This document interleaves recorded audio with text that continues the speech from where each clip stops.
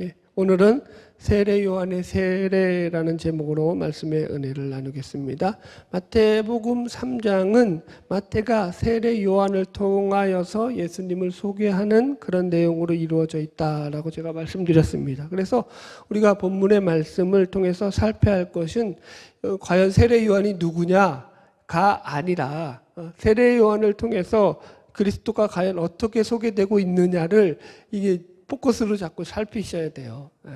그래서 우리가 지난 시간에 세례 요한의 메시지죠. 회개하라 천국이 가까이 왔느니라 라는 이 메시지를 가지고 앞으로 이 메시지를 통해서 앞으로 이루어질 예수님의 공생애의 사역이 하나님의 나라의 길을 예비하고 평탄케 하는 사역이며 하나님 나라의 통치가 실현될 것이다 라는 것을 소개하는 내용으로 말씀을 전했습니다. 새롭죠? 지난주에 들었던 거라도. 할렐루야. 오늘 본문에서 우리는 그래서 세례 요한의 세례를 통해서 어떻게 예수님이 소개되고 있는지를 계속해서 살필 텐데요. 자, 우리 본문 말씀 4절 말씀을 같이 읽어보겠습니다. 시작. 이 요한은 낙타털 옷을 입고 허리에 가죽띠를 띠고 음식은 메뚜기와 석청이었더라. 아멘. 예, 본문에 묘사되고 있는 세례 요한에 대한 묘사는 다소 차이가 있기는 하나 열왕기하 1장 8절에 나오는 엘리야에 대한 묘사와 흡사해요. 제가 읽어드릴게요. 그들이 그에게 이르되 그는 털이 많은 사람인데 허리에 가죽띠를 띠었더라 하니 왕이 이르되 이는 디셉 사람 엘리야니라 이렇게 나와요.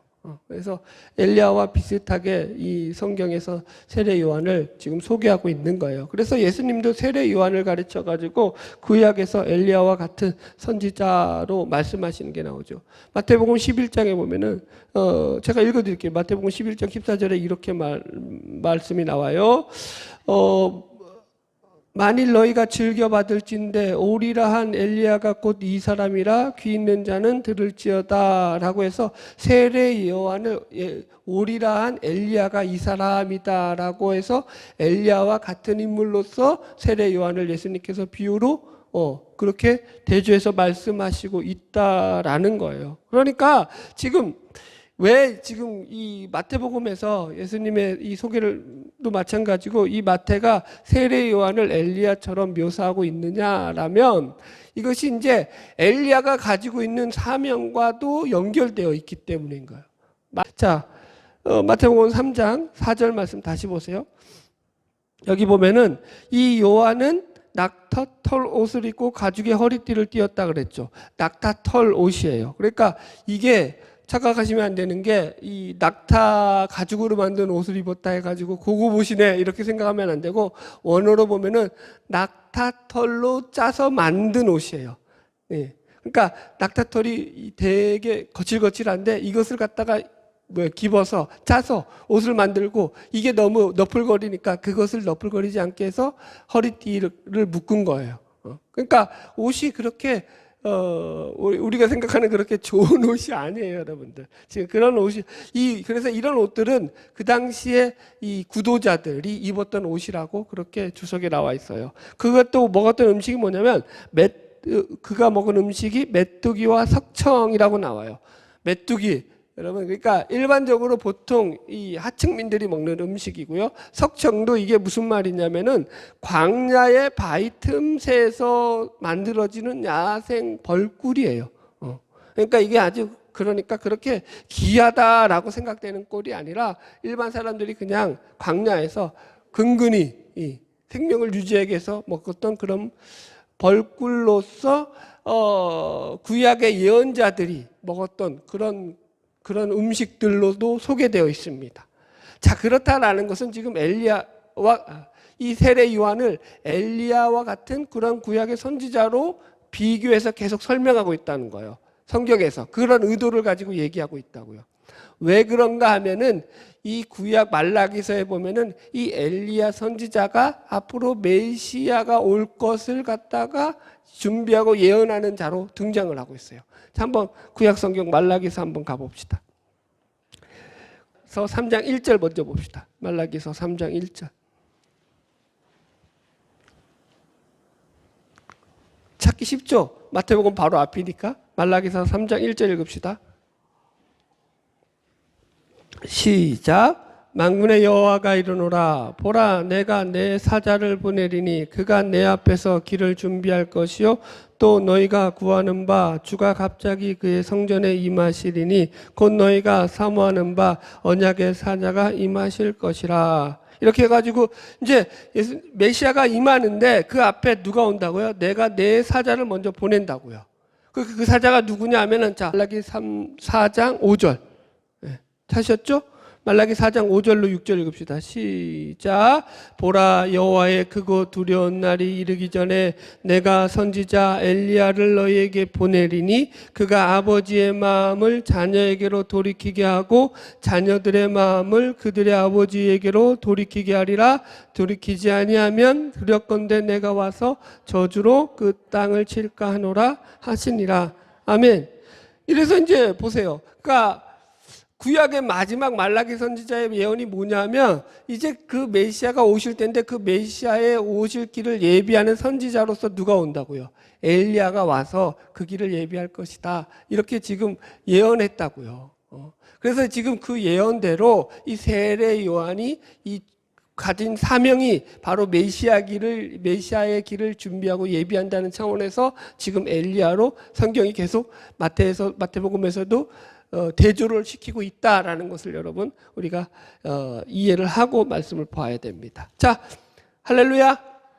계속 말씀 넘어가겠습니다. 마태복음 3장 5절로 6절 읽겠습니다. 같이 읽읍시다. 시작.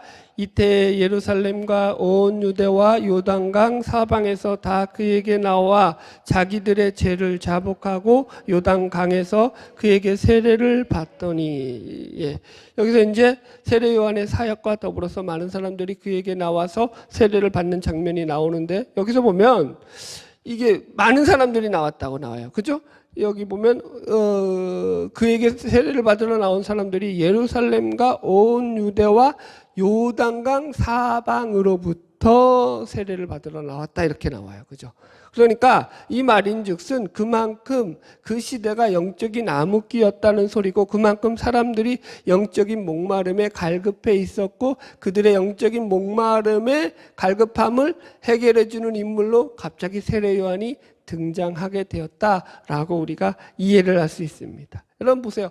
영적 목마름이 갈급한 그 시대의 세례 요한의 메시지는 가뭄의 단비와도 같은 강력한 메시지가 되었고 그래서 그 유대 온 지경의 모든 사람들로부터 세례 요한이 지지를 받으면서 사람들이 그에게 나와 세례를 받기 시작하더라는 거예요.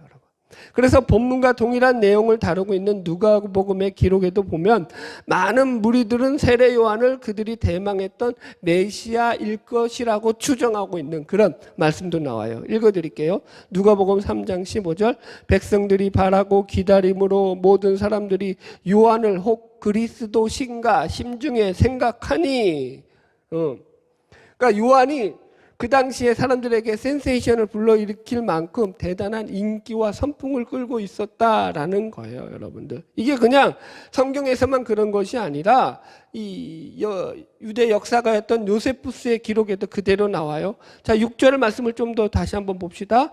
3장 6절 보면은 자기들의 죄를 자복하고 요단강에서 그에게 세례를 받았다. 이렇게 나와요. 그러니까 세례를 받는데 사람들이 나와서 뭐 했다고요? 자신들의 죄를 자복하면서 세례를 받더라는 거예요. 이것이 세례 요한의 세례가 가진 첫 번째 특징이에요. 첫 번째 특징이자 가장 중요한 특징이죠. 백성들에게 자애를 자복하게 했다고요. 회개시키는 세례를 베풀었다라는 거예요. 이해하시겠죠, 여러분들? 그래서 요세푸스의 기록에도 보면은 이렇게 나와 있어요. 제가 읽어드릴게요. 요세푸스의 유대 고대사에 나오는 세례 요한에 대한 묘사 중 일부입니다. 요한은 의로운 인물이었다. 그는 유대인들에게 서로 의를 행하고 살 것과 하나님 앞에서 경건하게 살 것을 강조하면서 그렇게 하고 와서 세례를 받으라고 주장하였다. 의를 행하지 않는 채 그저 죄만을 씻기 위하여 세례를 받는 것은 아니라고 하였다. 이렇게 나와요. 여러분, 물론 그러니까 이게 무슨 말이냐면은 그 당시에 예수님이 이제 공생애가 시작할 이 시대적 배경 속에서 물론 율법으로는 죄를 갖다가 어떻게 해결했냐면은 하나님 앞에 속죄제와 속건제를 드려서, 그죠? 제물을 가지고 나서 하나님 앞에 제사를 드림으로 죄를 고백하고 죄를 해결하는 방법이 있었는데, 그 당시에는 이런 영적 암흑기 시대에서 심지어 이 제사, 속죄제와 속건제 같은 제사들도 이루어지지 않고 있었다라는 거예요. 그러니 얼마나 사람들이 답답했겠느냐는 거죠, 영적으로. 그때 세례 요한이 등장해서 죄에 대한 해결을 선포하니까 사람들이 너나 없이 세례 요한에게 몰려간 거죠. 그러니까 세례 요한이 너무 이제 유명해지게 되니까 그 당시 유대의 분봉왕이었던 헤롯 안디바가 자신의 통치의 위협을 느껴서 나중에 세례 요한을 죽이잖아요. 이게 다 연결되어 있는 거라고요.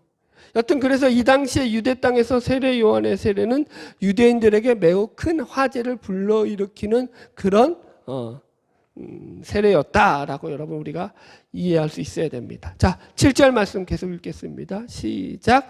요한이 많은 바리새인들과 사두개인들이 세례를 베푸는 데로 오는 것을 보고 이르되 독사의 자식들아 누가 너희를 가르쳐 임박한 진노를 피하라 하더냐. 예.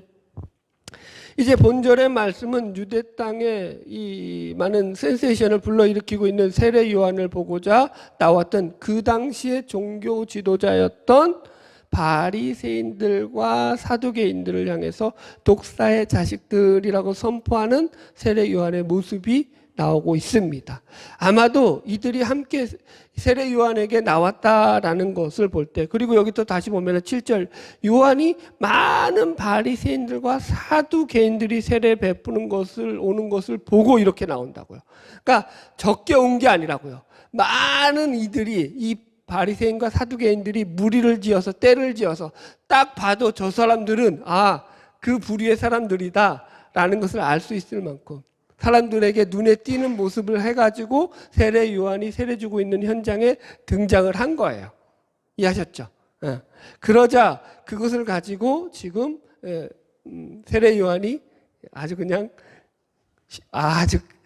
한마디로 그냥 박살을 내는 거죠. 여러분 보세요. 이들이 함께 한다는 건 무슨 의미냐면은 원래 정치적으로 바리새인과 사두개인들은 우리나라로 치면은 민주당과 국민의힘이에요. 맞나요? 정당 이름을 몰라가지고 야당과 여당이에요. 이게 합쳐져요? 안 합쳐져요? 안 합쳐져요. 절대 합쳐질 수 없는 그런 사이인데 야합을 할 때만 꼭 합쳐요. 그래서 예수님을 십자가에 달아 죽이려고 이 애들이 모의할 때도 서로 합쳤다고요. 그럴 때 합친다고요. 그러니까 세례 요한의 세력이 점점 커져 나가자 지금 그 당시 종교적 기득권자였던 바리새인들과 사두개인들이 서로 손을 잡은 거예요. 야, 안 되겠다. 쟤 그냥 뒀다가는 우리에게 큰 위협이 되겠다 해가지고 이제 세례 요한이 어떤 짓을 하는지 꼬투리를 잡기 위해서 염탐하려고 함께 때를 지어서 세례 요한에게 몰려 나온 거예요. 그러니까 한마디로 세례 요한에게 죄를 자복하면서 회개하려고 세례 받으려고 나온 게 아니라는 거죠. 이해하셨죠? 그러자 세례 요한이 그들을 향해서 이 독사의 자식들아라고 하면서 선포를 하는 거예요.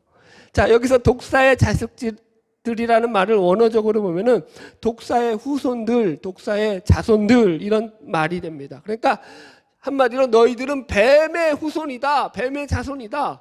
다른 말로 하면 더 무슨 말이에요, 이거는? 너희들은 마귀 새끼들이다, 이거예요. 우리식으로 쉽게 말하면.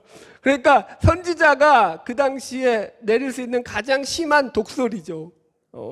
가장 심한 저주죠. 이 마귀 새끼들아 하면서 그들에게 한마디로 강력한 저주를 퍼붓는 거예요.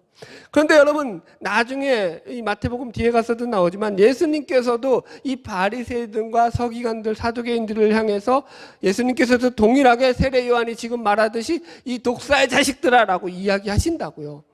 그렇다라는 것은 지금 세례 요한이 하는 이 말이 틀렸다는 거예요? 맞았다라는 거야? 맞았다라는 거예요, 여러분. 그만큼 지금 이들은 사탄의 도구로 사탄의 후예로 취급될 만큼 사악한 실체를 가지고서 그 당시에 종교적 암흑기에 그런 종교적인 어두움을 만들어내는 그런 장본인들이 되었다라는 거예요. 여러분 한번 생각해 보십시오. 왜 이들이 이렇게 책망받는 자들로 전락했는가 하면은 성경에서 계속적으로 언급하는 이들에 대한 지적이 뭐죠? 이 외식하는 서기관과 바리새인들이요. 그죠? 네? 마태복음 23장에서 예수님께서 바리새인들과 이들을 책망할 때 화 있을진저 외식하는 서기관과 바리새인들이여 라고 책망을 하더라는 거예요. 그래서 지금 마태복음 23장에서 예수님께서도 이 서기관과 바리새인들을 향해서 하는 말이 화 있을진저 외식하는 서기관과 바리새인들이라고 책망한다고요. 그러니까 그들이 책망받는 가장 큰 이유가 뭐라고요? 그들의 외식, 그들의 위선, 그들의 거짓됨이었다고요. 겉으로는 경건한 척하고 겉으로는 신령한 척하고 겉으로는 하나님을 잘 믿는 척하는데 속으로는 탐욕과 죄악과 거짓된 것들로 가득 차 있더라는 거예요. 그래서 회칠한 무덤 같더라는 거예요. 속은 죽었는데 겉만 번지르다 하더라는 거예요. 여러분 그래서 우리의 신앙에서도 외식과 위선을 가장 조심하셔야 돼. 하나님 앞에 진실하시기 바랍니다. 하나님 앞에 정직하시기 바랍니다. 여러분 다른 거는 뭐 다 그럴 수 있어요. 그런데 하나님 앞에서는 여러분 하나님이 만홀히 여김 받지 않으시잖아요. 진실하셔야죠. 할렐루야. 자 8절로 9절 계속 나가겠습니다. 시작. 그러므로 회개에 합당한 열매를 맺고 서구라 아브라함이 우리 조상이라고 생각하지 말라. 내가 너희에게 이르노니 하나님이 능히 이 돌들로도 아브라함의 자손이 되게 하시리라. 아멘. 보십시오. 이렇게 위선과 거짓으로 가득 찬 바리새인과 이 사두개인들을 향해서 세례 요한이 외치는 메시지가 뭐냐면 너희들도 회개에 합당한 열매를 맺어라 라고 선포하고 있다고요.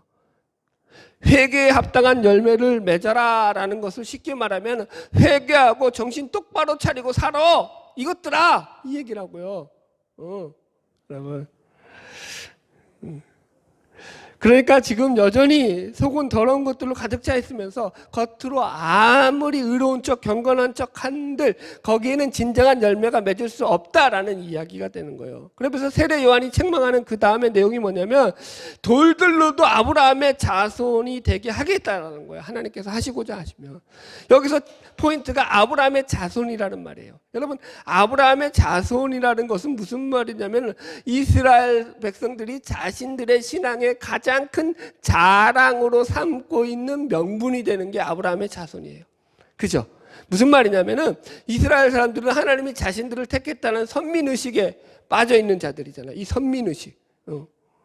그래서 이 선민의식이 어디로부터 시작하냐면 바로 아브라함으로부터 시작하거든요. 하나님이 그 많고 많은 사람들 가운데서 지구상에서 딱 한 사람 택했는데 그게 누구였다는 거예요? 아브라함이었다라는 거예요. 그래서 그것을 믿음의 조상으로 해서 그 후손들에게 복을 주시고 애굽으로부터 그들을 건져내시며 그들을 하나님께서 선민으로 삼으셔서 하나님의 은혜의 백성으로 하나님을 믿는 백성으로 삼아 주셨다라는 것이 그들이 자랑을 삼는 가장 큰 이유라고요. 그래서 아브라함의 자손이라는 것은 자신들에게 엄청난 프라이드죠. 자부심이죠. 그런데 지금 세례 요한은 그들이 가지고 있는 이 자부심을 완전히 박살내고 있어요. 어떻게? 우리 조상이 아브라함이라고 생각하지 말라. 하나님께서 이 돌들로도 아브라함의 자손이 되게 하실 것이다. 니들이 그러니까 쉽게 말하면 돌들보다 나은 게 없다. 여러분 생각해 보세요. 이들이 택함 받은 것이 자기들의 잘남과 자신들의 능력으로 하나님 앞에 택함 받은 거예요. 아니면 하나님의 전적인 은혜로 택함 받은 거예요. 하나님의 전적인 은혜예요. 아멘. 여기선 틀리면 안 돼요, 여러분들. 그러니까 예수 믿는 사람들이 제일 많이 틀리는 부분이 이 부분이에요. 내가 예수 믿고 구원받았다는 게 자랑으로 가면 그건 거의 다 틀리는 거예요. 하나님이 은혜로 나를 구원해 주셨지 내가 구원받을 만해서 구원받은 게 아니에요. 어느 누구도 그런 사람은 없어요. 자격이 있어서 구원받은 사람은 더더군다나 없어요. 이해하시겠죠? 그래서 은혜라고 말하는 거예요. 그런데 왜 까불어?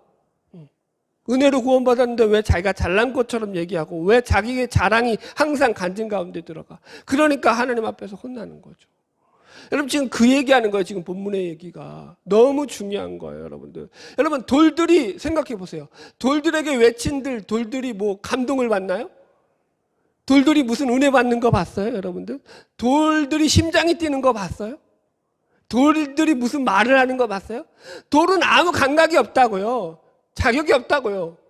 그런데 하나님이 하시고자 하면 그것들로도 하나님의 아브라함의 자손으로 만든다. 하나님의 택한 백성으로 만든다. 하물며 너희들이 자랑할 건 아무것도 없다.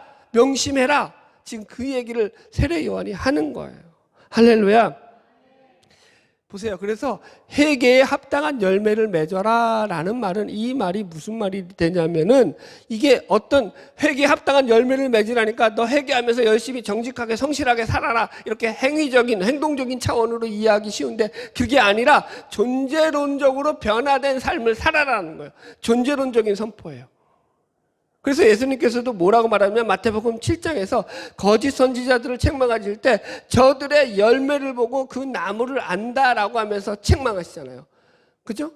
좋은 나무는 당연히 좋은 열매를 맺을 것이고, 나쁜 열매를 맺으면 그건 그 열매를 보고 그 나무를 안다는 거예요. 나무가 좋다 나쁘다 말할 필요 없다는 거예요. 네가 구원받았냐 안 받았냐 말할 필요가 없다는 거예요. 네가 맺는 열매를 보고 확인하면 된다라는 거예요.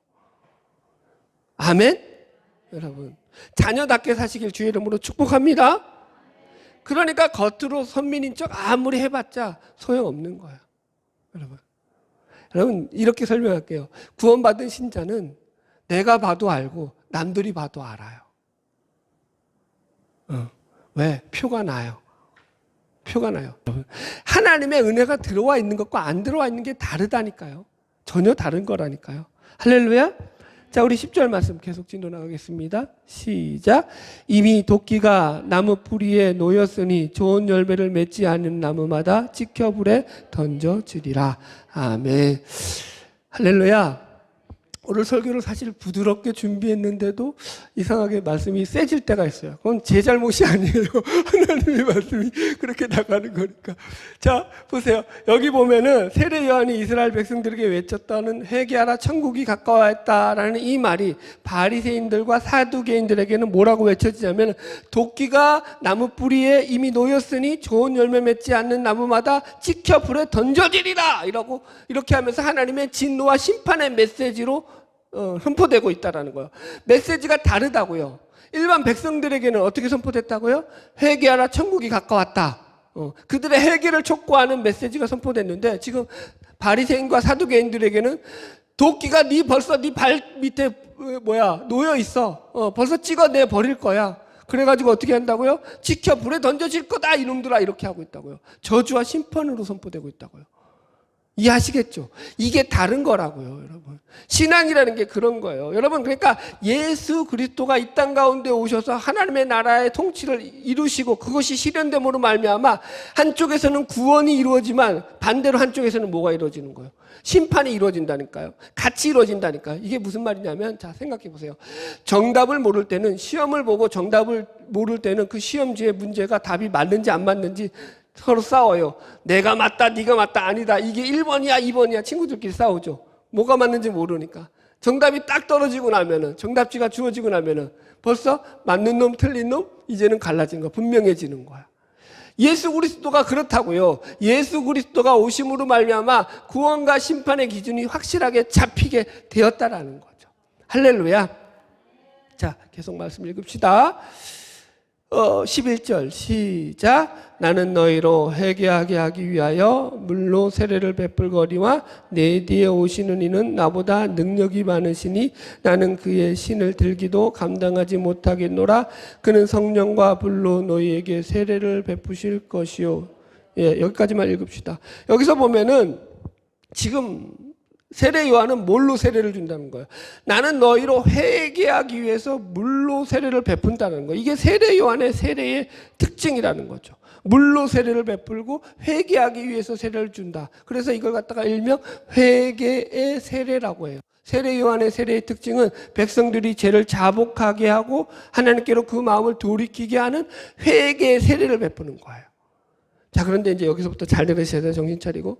여러분, 세례라는 것은 씻을세, 예의였죠. 씻는 예식이에요. 뭘 씻는 예야? 제 예식이에요. 내 죄를 씻는 예식이거든요. 그런데 보세요. 그래서 세례라는 것은 정한 것과 부정한 것을 분리한다는 의미가 가장 큰 의미가 있어요. 세례를 통해서 정한 것과 부정한 것이 분리돼요. 그런데 한번 생각해 보세요. 예수 그리스도와 연합하기 전에는 이 정한 것과 부정한 것이 분리될 수 있어요, 없어요? 예수 그리스도가 그 안에 들어오기 전에는 그가 정한 것과 부정한 것으로 갈라질 수 있어요, 없어요? 없다고요. 예수 그리스도가 들어오기 전에는 다 부정하다고요. 다 죄악된 거라고요. 예수 그리스도와 연합이 있고 난 뒤에야 정한 것과 부정한 것이 갈라진다고요. 이해하셨죠? 그래서 세례라는 게 그런 의미에서 참 중요한 거예요. 지금 그런데 요한이 주는 세례는 그러므로 이게 정한 것과 부정한 것을 완전히 가르는 세례예요? 아니에요. 예수님이 아직 구원을 이루지 않으셨어. 그래서 정한 것과 부정한 것이 완전히 갈라질 수가 없다고요. 사실은. 그죠? 그럼에도 세례 요한이 세례를 준다고요. 회개의 세례를 왜 주냐라는 거예요. 왜 주고 있죠? 세례 요한의 세례는 여기서 무슨 의미죠? 우리 목사님은 맨날 질문만 하고 질문을 하니까 답이 나오지. 여러분, 성경을 보고 질문이 없으면 그게 신앙이에요? 아니죠. 여러분 보세요. 왜 세례를 베푸냐? 구원도 주지 못하는 세례일지언정, 지금 회개의 세례일지언정, 왜 세례 요한이 이 세례를 베푸냐 하면은 지금 사람들의 마음, 사람들의 생각이 세상으로 향해 있고 물질로 향해 있고 자신의 욕심으로 향해 있던 그 마음을 하나님께로 돌이킨다는 차원에서 이 세례를 준다고요. 아까 말라기서 4장에서 읽었잖아요. 엘리야가 와서 그 마음을 하나님께로 돌이키게 하는 일을 한다고요. 메시아가 오시기 전에. 지금 그 얘기하는 거예요. 세례 요한이 그래서 세례를 베푼다고요. 반면에 예수님의 세례는 무슨 세례죠? 성령과 불 세례를 준다고요. 여기 보세요. 그죠? 그는 성령과 불로 너에게 세례를 베푸실 것이요. 11절에. 그죠? 성령 세례는 무슨 세례죠? 여기서 성령의 세례는 은사 세례를 말하는 게 아니에요. 불러 막 해가지고 성령의 은사가 임해가지고 막 그냥 신유의 은사가 임하고 막 이런 세례를 말하는 그런 세례가 아니라 너희가 성령으로 아니하고는 예수를 주시라 할 수 없다라고 고린도전서에서 말하고 있는 성령으로 말미암은 구원의 세례를 말하는 거예요. 성령의 임재로 말미암은 세례, 구원의 세례. 이해하셨죠? 그러니까 이 세례는 구원이에요. 그죠? 그 다음에 불세례는, 불은 뭘로 의미가 나오죠? 성경에서 가장 많이 나오는 게 하나님의 심판, 지옥 불.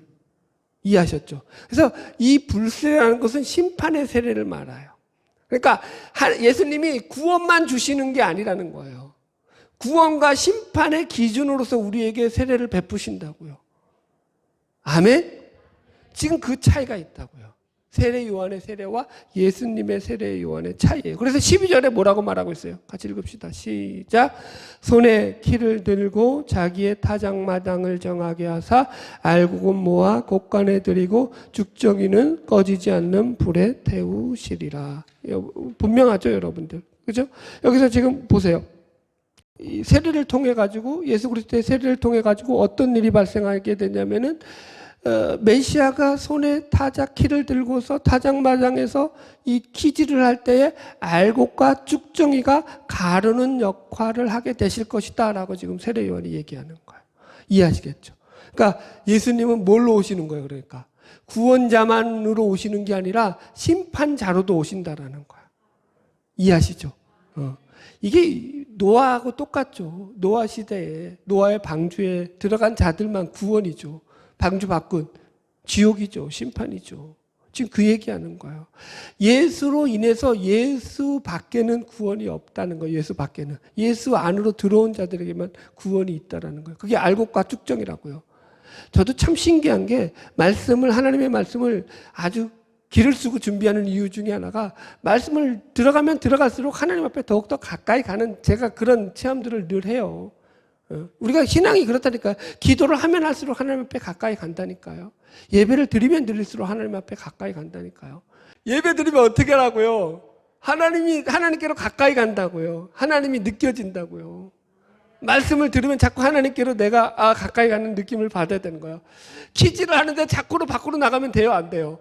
그건 쭉정이라니까. 말씀 속에 자꾸 들어오시길 주의 이름으로 축원합니다. 할렐루야. 자, 말씀 정리하겠습니다. 오늘 우리는 세례 요한의 세례라는 주제를 가지고 말씀을 나누면서 세례 요한이 베풀고 있는 이 회개의 세례와 예수님이 베푸실 성령과 불의 세례에 대해서 말씀을 나눴습니다. 그래서 이 말씀을 통해서 세례 요한의 회개의 세례가 비록 구원을 이루는, 구원을 줄 수 있는 그런 세례가 아님에도 불구하고 왜 이 세례가 선포돼야만 하냐면 백성들의 딱딱한 마음, 백성들의 굳어진 마음, 백성들의 완악한 마음, 하나님을 외면하고 하나님을 대적하며 자기 마음대로 살던 그 백성들의 마음을 이제 하나님께로 돌리는 역할이 필요했기 때문인 거예요. 그래서 이 세례 요한의 세례는 하나님과 백성들을 연결해주는 가교 역할을 하죠. 다리 역할을 한다고요. 여러분, 이것은 그래서 율법과도 같고 구약의 선지자들과도 같죠.